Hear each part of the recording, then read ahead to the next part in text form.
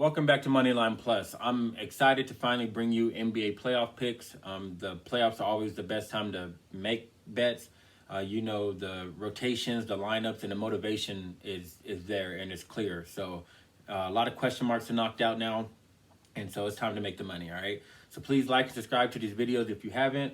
You can follow me on Twitter too at money_Reeves. And I'll post my picks daily, a couple minutes or 30 minutes or so before the game starts, so it's a little bit more updated. Now, the next 4 days is the play-in games. Tonight is the Eastern Conference. There's only 2 games. So let's dive right into it, all right? So the first one I have for you is the Hornets traveling to Indiana to face the Pacers. Now, they have the Pacers at favored at -2, 2.5 on some books. The injuries is a big part of this game, all right? So the Hornets are only going to be missing Gordon Hayward.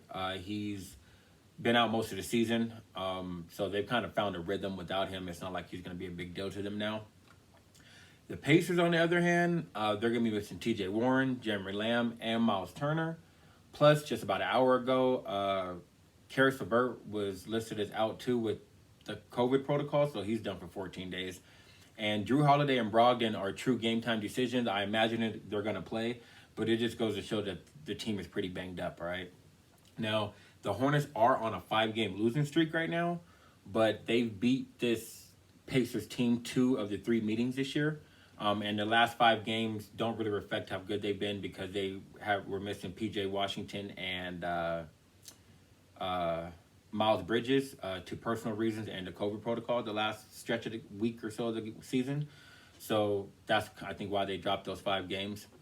The Pacers, though, they have a losing record against the spread, and the Hornets are 500, but they're also better since LaMelo's gotten in the lineup, or has been a starter, which was a little bit before halfway through the season. Now, I think if both of the teams were healthy, the edge would go to the Pacers, clearly. But with all these guys out, and I think the Hornets are going to be the more motivated team. They have nothing to lose, really. They really shouldn't be here. And so I think they're going to be playing free. Terry Rozier, he's been in big moments before in the playoffs with the Celtics, being in the Eastern Conference Finals.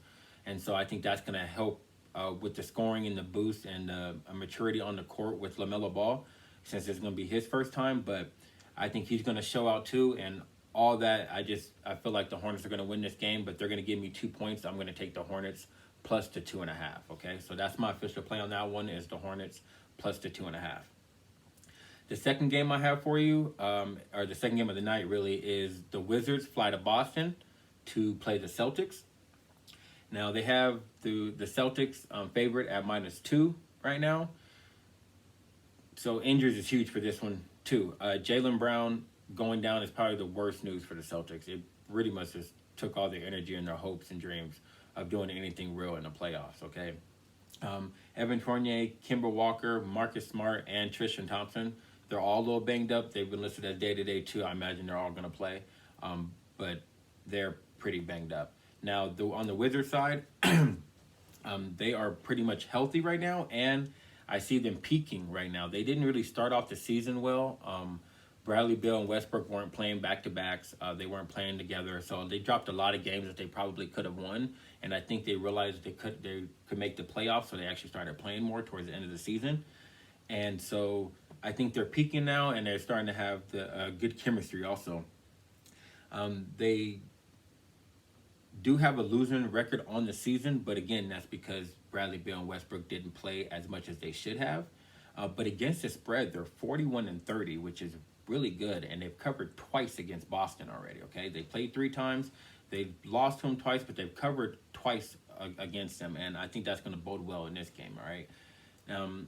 With Bradley Beal and Westbrook's playing out of his mind, okay? And Bradley Beal's scoring like crazy, but with both of them, you can see that they're really trying to prove something right now, and you pair that with the Celtics losing Jaylen Brown, and they kind of just are going to flutter out, really. It doesn't look like they're going to do much. I think that took the energy out of them, and the Wizards are on their way up. And so both of those combined, I'm going to take the Wizards plus the 2, and I'm going to take the money line too because I think they win this game. So a quick recap of my 2 plays is going to be the Hornets plus the 2.5.